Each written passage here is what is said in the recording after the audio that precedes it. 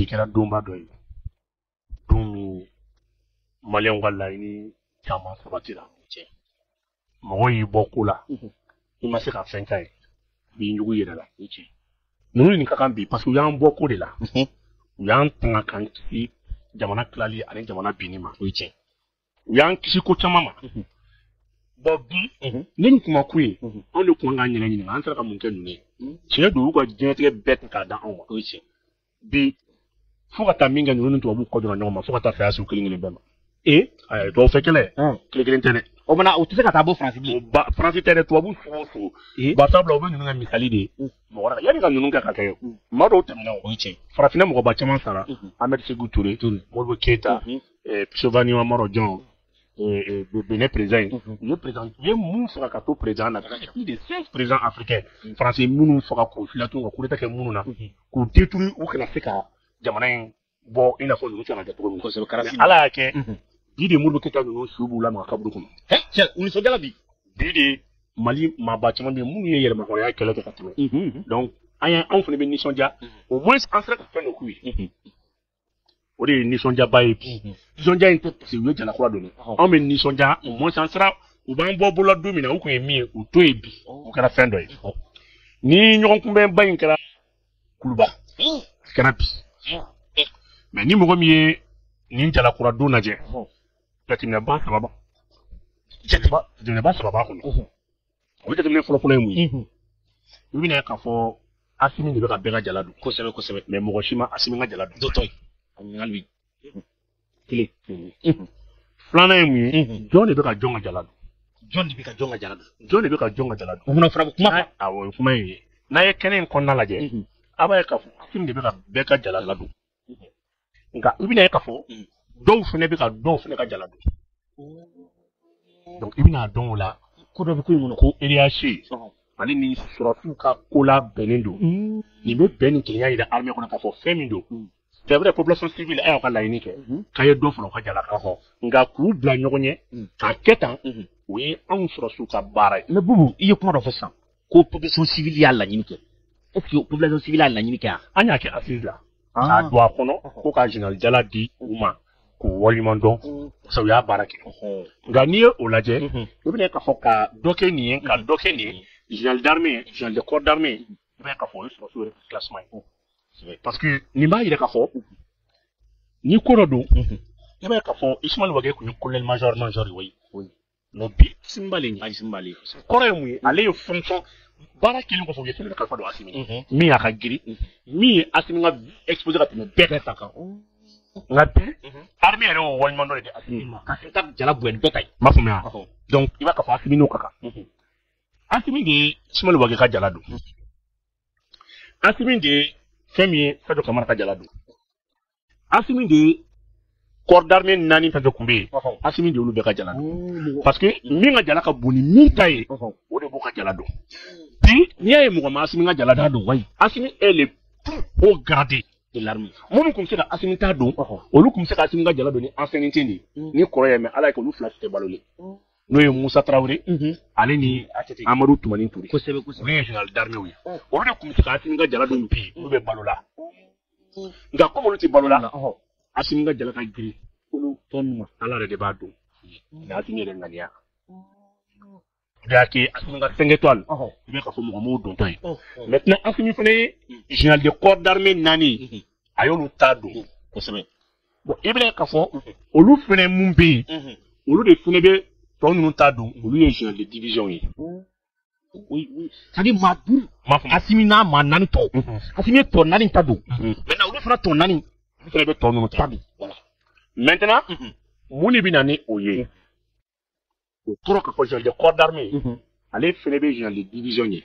bon maintenant tɔn minnu bɛ yen k'a daminɛ Ablaye Mayiga ka na Keba Sangare la ka na o kuma na fɛn min ye Dawudu n'a ɲɔgɔnnaw la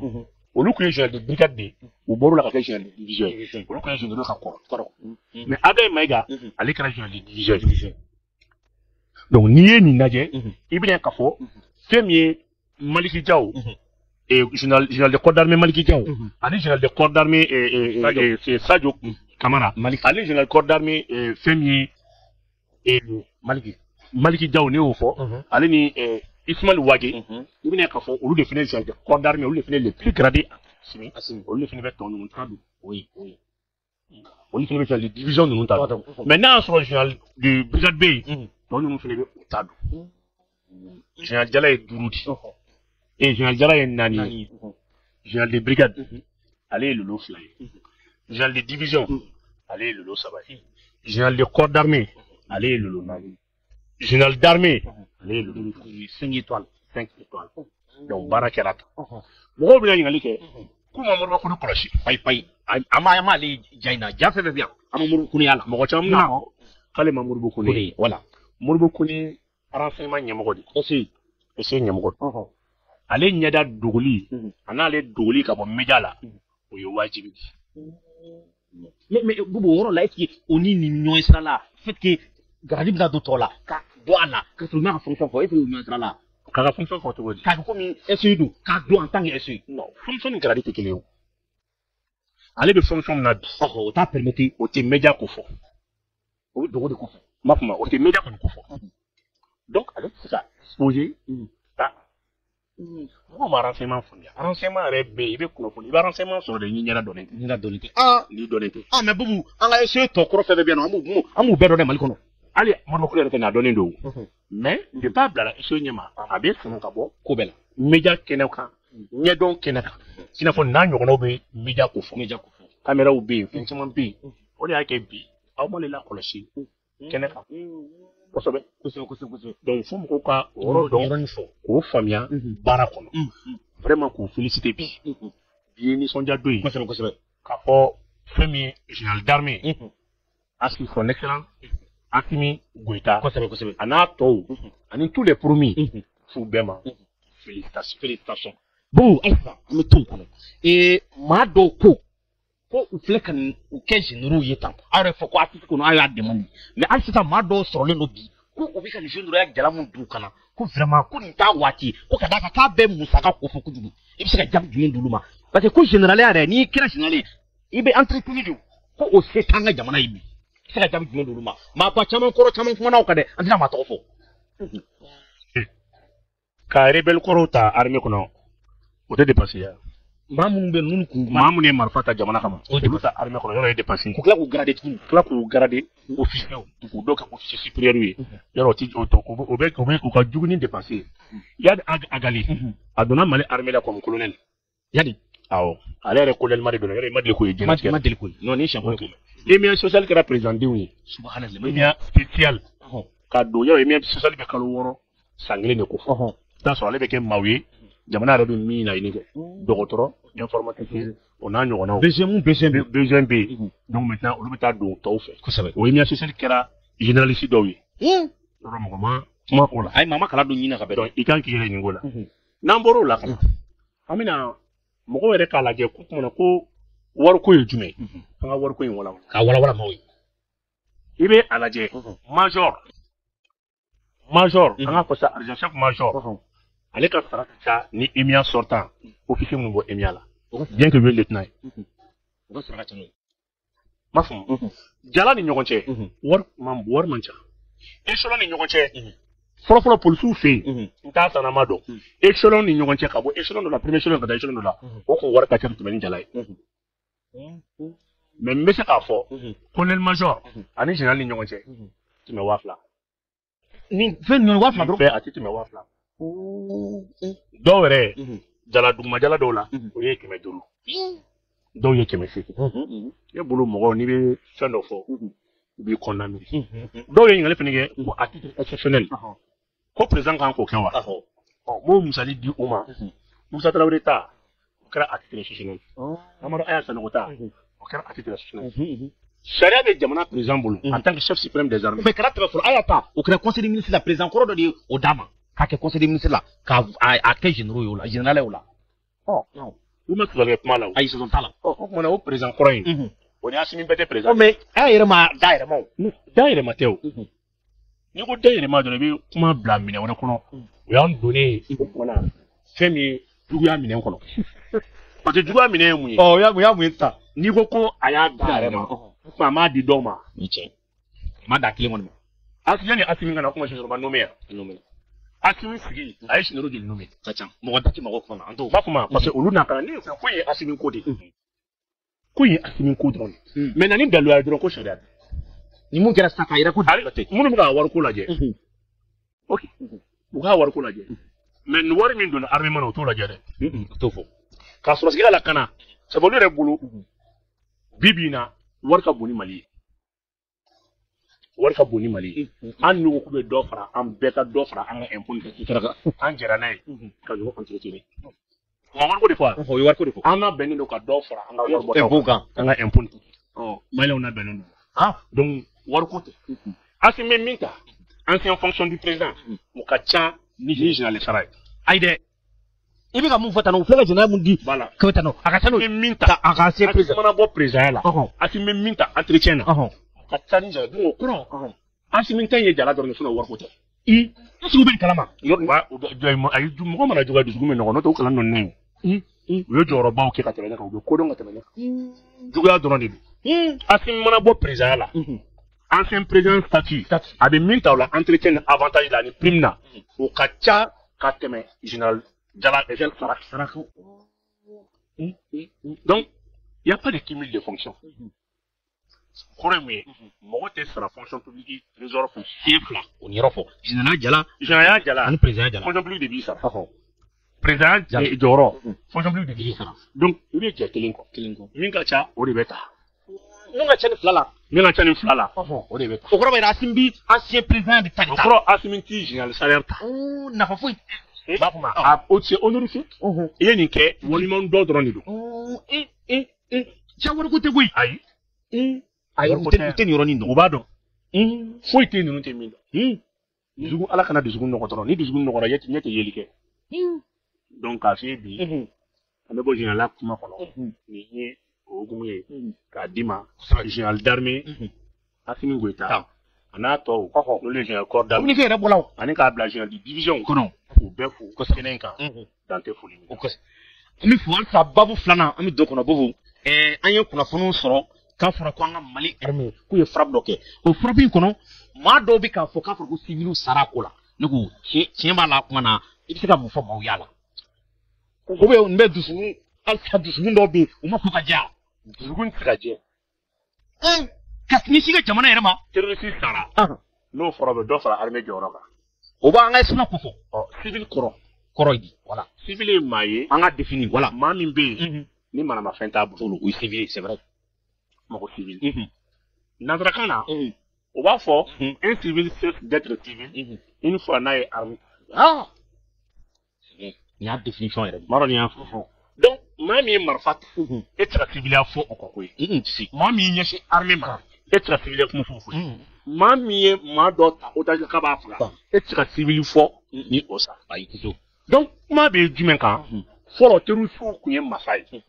i bɛ Mali de la i bɛ terroriste ye muso b'a bolo den b'a bolo Mali la a bɛɛ terroriste fɛn fɛn Mali la famille b'u bɛɛ bolo mais u dɔnnen don a ka fɔ terroriste dɔnnen don i tɛ se ka nin kɛ dugu tɔw la n'u m'i sɔrɔ t'i ka famille nɔfɛ voilà mais anw ka terroriste fɛn fɛn bɛ yan a bɛɛ ka famille dɔnnen don a bɛɛ bɛɛ bɛ yari dɔn bɛɛ b'a ka denbaya dɔn bɛɛ b'a muso dɔn kosɛbɛ bɛɛ bɛ Amadu Kufa dɔn bɛɛ b'a ka denbaya dɔn ainsi de suite mais ni sen an bɛ kɛlɛbolo min kɛ sisan o de ye mun ye u ko ko civil sara fɔlɔ terroriste u kun kelen i b'a la kali yɛrɛmabila dan kun y'u ta ye u bɛ taa tiɲɛni yɛrɛ ka na bɔ du kɔnɔ fo muso n'u denw kɔrɔfɛ mais bi terroriste i bɛ to ɲɛgɛn dɔrɔn bɔn bɛ jigin i kan i sigilen don waati min i ta foyi kalama bɔn yɛrɛ dalen b'u muso kɛrɛfɛ dɔrɔn so bɛ jigin awɔ ma donc k'a fɔ k'i bɛ den kɛ bouclier bɛ ka muso kɛ bouclier u b'a de bɛ baara min na o t'a la bilen u b'a de bɛ baara min na fɔlɔ kun b'u lafiya u bɛ to ka tiɲɛni kɛ u bɛ sɛgɛn ka du kɔnɔ foyi ti bɔ a la protéger don mais bi o de banna o de ko ko b'a jigin i kun na k'i bɛ ka taa dɔ de muso faga walayi i bɛ ka taa dɔ de den faga i bɛ ka taa dɔ de yakuma bonɛ a nin na komi e ta ka di ye donc maa minnu bɛ nin kuma fɔ a y'u ɲininka ko n'o ko civil façon jumɛn don terroriste don wa terroriste tɛ a ɲininkali bɛ yen nɔ mais u tɛ se ka parce que tubabu tɛ kalala ye o tubabu de bɛ maa bila ka marifa ta k'a f'i ma ko civil n'a ye fagali kɛ terroriste don mais n'i y'a faga i ye civil fa mais olu dɔrɔn de bɛ danfara dɔn civil ni terroriste définition na. U bɛ sɔn ka ju sɛrɛw bila an kɔtun. U bɛ sɔn ka droit de l'homme wele kan sa. K'an ye civil fa. K'an ni marifa b'a bolo ko ko civil don e k'a to a k'i fɛ fa. O man kan foyi k'e la. Enquête tɛ yɛlɛ foyi. Foyi mais olu yɛrɛ b'u taw bɛɛ faga. Donc, bi an bɛ se k'a fɔ bravo armée ye frappe minnu kɛ bi alentour la a su kɔfɛ d'une part de k'o bilan fɔ nka a bɛɛ kɛra succès ye succès bɛɛ sɔrɔla a bɛɛ y'a ka fibre sɔrɔ donc an bɛ se k'a fɔ terroriste ba 9 o nin tora la nin ko in na 7 sara o don fɛnɛ tugun tumana dɔwɛrɛ nin bin donc an bɛ armée félicité encore armée ma ko bravo bi 14h fɛnɛ 15h waati alentour la encore donc an b'a ye k'a fɔ croisade fɛnɛ kɛra yen tuguni an ye sebaaya fɛnɛ sɔrɔla tuguni la o kɛra bi o fɛnɛ su fɔlɔ dɔ ninnu fɛnɛ kan tuguni je pense que d'une part bilanba b'a bolo bi k'a fɔ maaw ye mais hali sisan an bɛ se ka sigi ni mun ye don n'a nataw la désawɛrɛntɔ nin kɔfɛ i b'a ye k'a fɔ u bɛ bali ka yɔrɔ de attaquer maintenant sisan an bɛ se ka mun de kɛ k'an lasigi sisan kɔnɔ ni u bɔra juguw bɔra fan o fan fɛ bon ne ma question faamu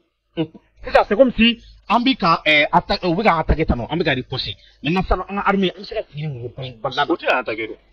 an bɛ ka yala k'u daga yɔrɔw de la kɔrɔ b'a jira u tɛ ka n'an kama bilen non parce que nin yɔrɔ nafa ka bon dɛ u yɛrɛ bɛ min u tɛ yɔrɔ la o dɔnni tɛ ka yala de sisan u yala de senfɛ parce que avion minnu bɛ yen reconnaissance faciale de bolo drone dɔrɔn tɛ avion minnu bɛ Mali bolo bi o avion ninnu bɛ tir kɛ ani adamaden ɲɛda de o de y'a kɛ u b'a fɔ ko civil bala yali de bɛ ɲɛgɛn kɔnɔ dɔw yɛrɛ n'u muso dalen olu taara yɔrɔ kana dɔn dɔrɔn a kɛra tɔ k'i yɔrɔ kana dɔn dɔw yɛrɛ bɔ min ye dɔ ta o kun k'a kori k'i to koli la ka koli avion ninnu bɛɛ an bɛ ka mɔgɔ ɲini a bɛɛ photo de bɛ yen c'est comme si ni renseignement dira k'a fɔ ni renseignement dira la personnalité nin ye n'a ko effectivement nin dɔrɔn ma o b'a sɔrɔ i so jiginni i bɔm jiginni ni nin kɛra bɛɛ bɛ kuma den fɛ bɛɛ bɛ kuma muso fɛ hali n'a sɔrɔ i bɛ kolankolon la hali n'a sɔrɔ i bɛ kolankolon la yanni famille k'i soutenir ka famille b'a fɔ ko cɛ a dabila parce que an bɛ se ka kɔlɔlɔ sɔrɔ yen nɔ donc o de ɲɛf'i ye k'a fɔ an tɛ sigi ni foyi ye basa bila olu yɛrɛ dagalen tɛ yɔrɔ la u yɔrɔ dɔnni bi u b'a la se k'u b'u den ka bɔ tɛgɛ ni wɔkɔnɔw de fɛ awurasi sɔrɔ de fɛ an y'o kuru de la u tɛ bɔ kɔngɔ b'i faga bɛ b'i yɛrɛ b'i fa i tɛ se ka bɔ lawa kɔrɔ donc an y'o baara de d'accord problème t'a la bon hali sisan an bɛ to ɲininkali la ne ko an filɛ kɛlɛ min kɔnɔ sisan a kɛlɛ a solution durable ye mun ye sisan nɔ walasa maliyɛnw bɛ se ka bɔ nin kɔnɔ cogo sani an ye caman fɔ armée ka baara kan question dɔ sera anw civils an ka kuma solution u b'a fɔ k'i bɛ kuma k'i tɛ to ka solution di u b'a fɔ sani n bɛna solution di maaw k'a lamɛn n ka hakilina k'a di sani bi armée dɔrɔn tɛ ka kɛlɛ in ban an bɛ kɛlɛ min kɔnɔ a ko nin ko guerre asymétrique a kɛlɛ nasira fɔlɔfɔlɔ ye mun ye fɛn damadɔ a fɔ ye yiriwalibaliya o bɛna ale n'a fɔ ko sous-développement injustice o bɛna n'ale i b'a ye k'a fɔ fɛn min ye crise intercommunautaire ye se ka na n'ale siya kɛlɛ ninnu génocide o bɛ se ka na n'ale donc n'i ye guerre asymétrique o ye mun ye i ni maa min bɛ kɛlɛ la a tɛ ɲɔgɔn i t'a yelen dɔn i ni min bɛ ji min o bɛ se k'i faga i ni min bɛ baro kɛ o bɛ se k'i faga donc ko b'ale kɔnɔ ale bɛ kɛlɛ kɛ n'a kɔnɔkanta de n'o kɛlɛfasɔn binna facteur caman ye nin de ye facteur wɛrɛ bɛ se ka y'a la kosɛbɛ ale solution bi Mali bɛ ka taa bolo min kan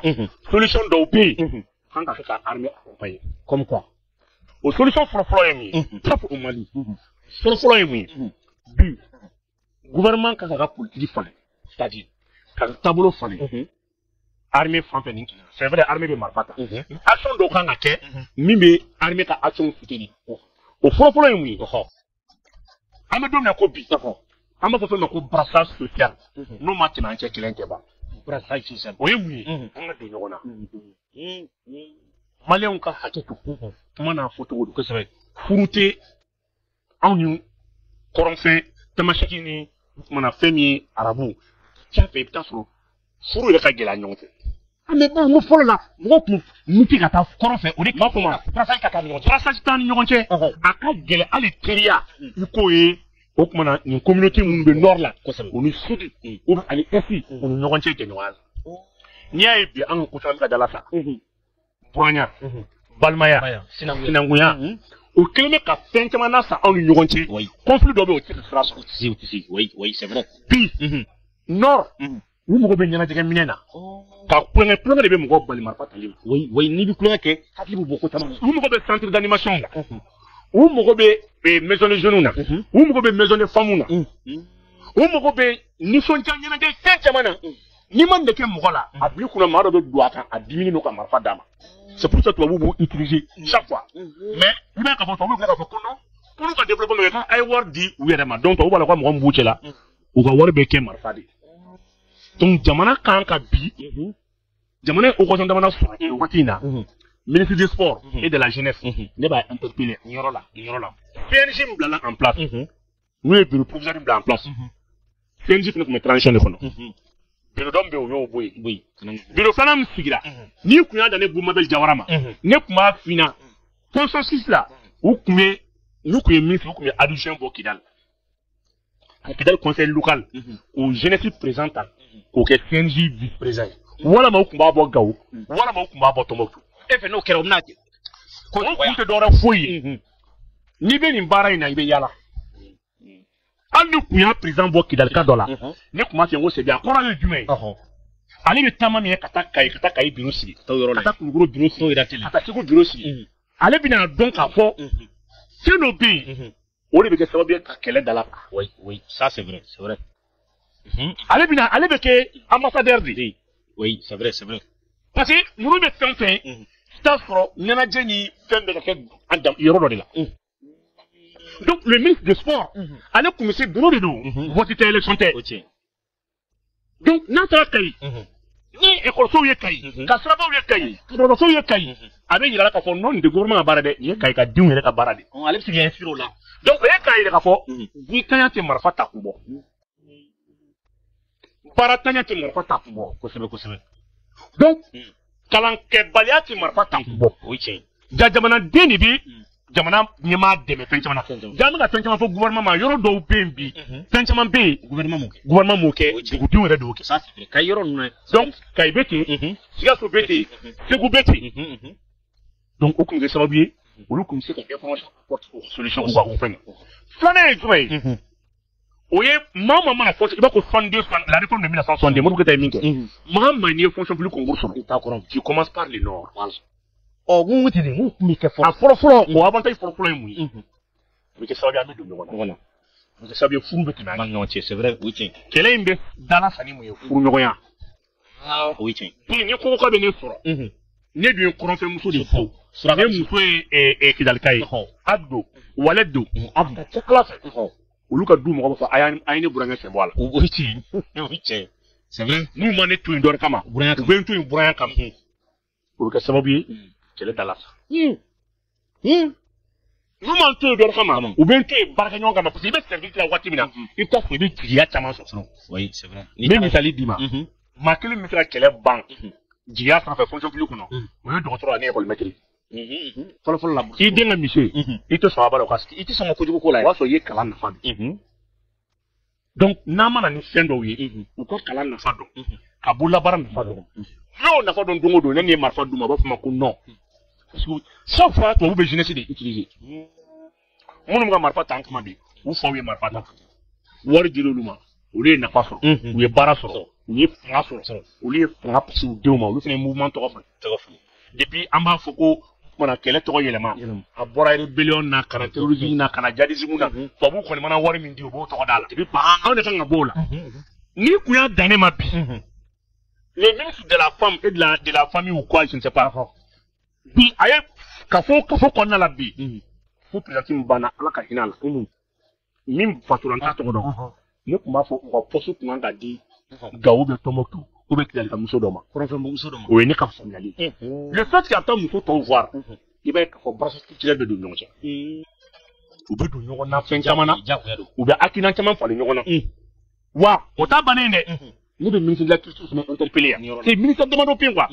olu ka action bɛ se ka armée dɛmɛ baara in caman na quoi n'i ye kisi ta ka jateminɛ k'a lajɛ munna brassage tɛ kɛ kaso ale ni fɛn min ye Sangore ni ɲɔgɔn cɛ kaso ça c'est les zones de Mandé o ye